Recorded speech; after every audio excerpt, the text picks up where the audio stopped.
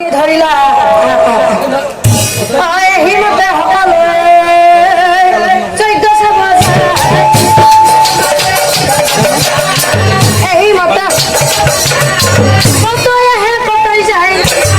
খোৰামুৰি মাজুলী চুবুৰীত হৰিনামেৰে মুখৰিত হ'ল শ্ৰী শ্ৰী শিৱৰাত্ৰি পূজাস্থলী।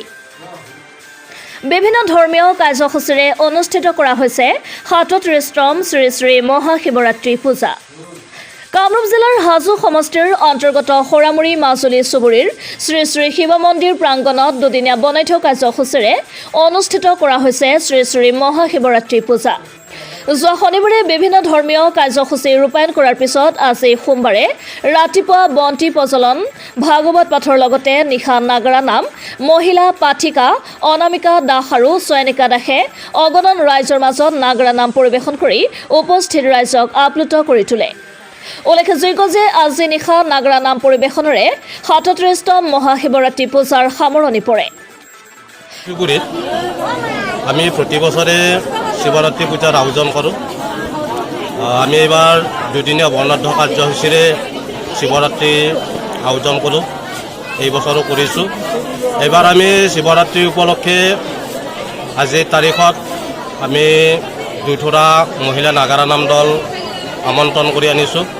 চয়নিকা দাস আৰু অনামিকা দাস তেখেতসকলে ইতিমধ্যে নাম পৰিৱেশন কৰিছে। আমি প্ৰতি বছৰেই এনেকুৱা অনুষ্ঠান কৰি আহিছোঁ আৰু কৰিম বুলি আমাৰ এটা মনৰ সংকল্প আছে। 5 তাৰিখৰ পৰা 7 তাৰিখ দুদিনীয়া কাৰ্যসূচী। হয়, আমি দুদিনীয়া কাৰ্যসূচীৰে আমি এই কাৰ্যসূচীটো কৰোঁ। আমি যোৱা 5 ফাগুনত 18 ফেব্ৰুৱাৰীত আমি এই থানত শিৱলিংগ স্থাপন কৰিছোঁ। মহিলা আয়তী নাম, মহিলা নাগাৰা নামৰো আমি যোৱা 5 তাৰিখ 18 ফেব্ৰুৱাৰীত ইয়াত পৰিৱেশন হৈছে। আৰু আজি 7 তাৰিখে কি কৰিছে?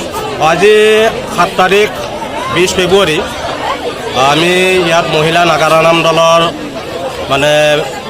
আমন্ত্ৰণ জনাই আনিছোঁ।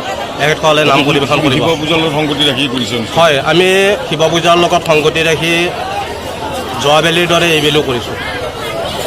প্ৰাঞ্জলৰ সহযোগত নিউজ ডেস্ক ৰিপৰ্ট আৰৰ খবৰ।